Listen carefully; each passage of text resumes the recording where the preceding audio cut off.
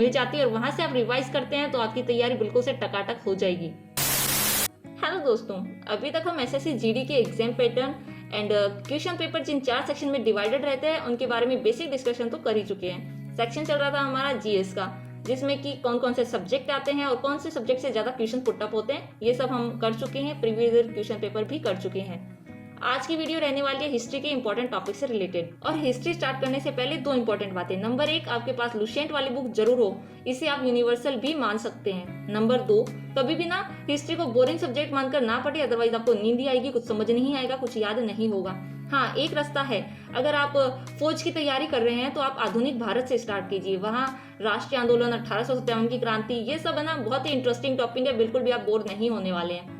तो चलिए स्टार्ट करते हैं। सबसे पहले हिस्ट्री 3 पार्ट में डिवाइडेड है, आपको पता ही होगा।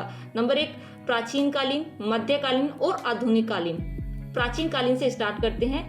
फर्स्ट पॉइंट रहता है स्रोत का। इसमें हमें चारों वेद, ऋग्वेद, यजुर्वेद, सामवेद, अथर्ववेद को कवर करना है, भावनाओं में नहीं बहना है। हर एक वेद की अपनी कुछ विशेषताएं हैं, जो कि ऋग्वेद सबसे पुराना है, सामवेद को हमारे भारत का संगीत का जनक कहा जाता है, और अथर्ववेद में जादू, टोना, वंशीकरण, प्रेम, विवाह, इन सब का वर्णन मिलता है। तो विशेषताओं पर जोर देना है, पॉइंट टू पॉइंट याद करना है, शॉर्ट नोट्स बनाए तो बहुत अच्छा। तो ऐसे हो गए हमारे स्रोत। एंड सेकंड पॉइंट आता है सिंधु घाटी सभ्यता। बहुत इंपॉर्टेंट है, अच्छे से पढ़ना है। समझ नहीं आ रहा है तो पहले यूट्यूब पे देखें, देन बुक्स पे आइए और फिर टॉपिक की जो जो विशेषताएं हैं उन्हें हाईलाइट कीजिए, वहां अपनी पकड़ बनाइए। नेक्स्ट टॉपिक है वैदिक काल। छोटा सा टॉपिक है, जरा सा आपको देख लेना है। यहाँ से डायरेक्ट क्वेश्चन पुट अप होते हैं, लाइक आर्यों की कौन सी भाषा थी, संस्कृत थी, अमाजू क्या है, आजीवन विवाहित रहने वाली महिलाओं को अमाजू कहा जाता था। इसके बाद आता है बौद्ध धर्म और जैन धर्म। दोनों ही मोस्ट इंपॉर्टेंट टॉपिक है, अच्छे से कवर करना है। यहाँ से बहुत अच्छे क्वेश्चन पुट अप होते हैं, लाइक बचपन का क्या नाम था, माता का क्या नाम था, ज्ञान की प्राप्ति कितने वर्ष की आयु में और कहाँ हुई थी, ऐसा करके। इसके बाद आता है मौर्य साम्राज्य। पहली बार संपूर्ण भारत में एक समान प्रशासनिक व्यवस्था और अभिलेखीय परंपरा का आरंभ यहीं से होता है।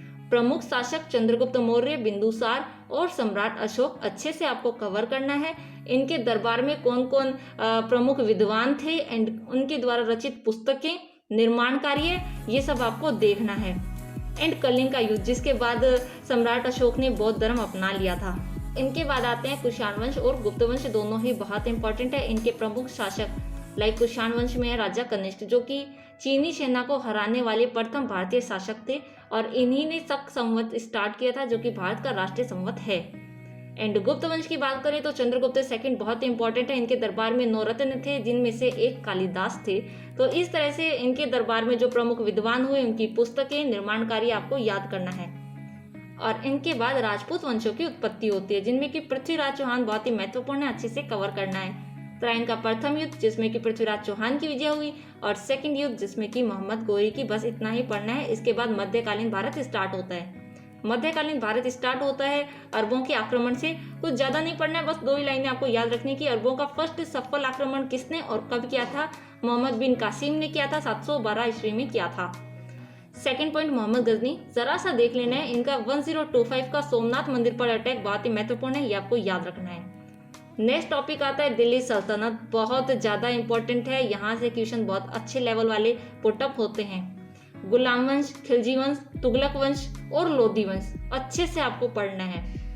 इसके बाद पानीपत का प्रथम युद्ध, जिसमें कि बाबर ने इब्राहिम लोधी को हरा दिया, दिल्ली सल्तनत खत्म होती है और मुगल साम्राज्य स्टार्ट होता है। और मुगल साम्राज्य के सभी शासक इंपॉर्टेंट है, अच्छे से आपको कवर करना पड़ेगा। इनके दरबार के सारे विद्वान, इनके द्वारा लिखी गई पुस्तकें और निर्माण कार्य, प्लस युद्ध। हो सके तो सभी महत्वपूर्ण युद्ध आपको एक साथ एक पेज पे राइट डाउन कर लेने चाहिए। वैसे इसकी कोई जरूरत नहीं है, क्योंकि लुसेंट में हिस्ट्री सेक्शन के एंडिंग में कुछ पेजेस मिलेंगे आपको, जहाँ की सभी महत्वपूर्ण युद्ध एक साथ हैं एंड रचनाएं भी एक साथ आपको मिल जाती है, और वहां से आप रिवाइज करते हैं तो आपकी तैयारी बिल्कुल से टकाटक हो जाएगी। और यहीं से शुरुआत होती है आधुनिक भारत की। हिस्ट्री का सबसे इंटरेस्टिंग सेक्शन, यहाँ से आप पढ़ते हैं तो बिल्कुल भी बोर नहीं होने वाले हैं, और सबसे ज्यादा क्वेश्चंस यहीं से पुटअप होते हैं। फर्स्ट टॉपिक रहता है यूरोपीय कंपनियों का आगमन। जरा सा आपको देख लेना है, डायरेक्ट क्वेश्चन पुटअप होते हैं, like Vasco D gamma Bharat कब आया, अंग्रेजों की फर्स्ट फैक्ट्री कब और कहाँ रखी गई। नेक्स्ट टॉपिक गवर्नर जनरल और वाइसराय। यदि आप पॉलिटी सेशन में संविधान टॉपिक अच्छे से कर चुके हैं तो वहीं से ये कवर हो जाता है। कुछ महत्वपूर्ण आपको याद रखने हैं, like Lord Curzon, Dalhousie, Canning इत्यादि। इसके बाद आती है 1857 की क्रांति, जो कि बहुत महत्वपूर्ण। नेक्स्ट गांधी युग बहुत ही इंपॉर्टेंट, अच्छे से कवर करना है। इसके बाद राष्ट्रीय आंदोलन और महत्वपूर्ण घटनाएं डिटेल से पढ़नी होंगी, कुछ घटनाएं बहुत इंपॉर्टेंट है। और लुसेंट के हिस्ट्री सेक्शन के एंड में 2 ही पेज हैं, एक टेबल दी हुई है, सीक्वेंस वाइज सभी कुछ घटनाएं हैं, आंदोलन है, अच्छे से लिखे हुए हैं। वहां से आप पढ़ते हैं तो बहुत अच्छा, वहां से बाहर नहीं होने वाला है। और इनके बाद कांग्रेस, इसकी स्थापना और प्रमुख अधिवेशन लाइक कराची का अधिवेशन, सूरत का अधिवेशन बहुत इंपॉर्टेंट है, आपको अच्छे से देख लेना है। और यही हमारे हिस्ट्री के इंपॉर्टेंट टॉपिक कंप्लीट होते हैं।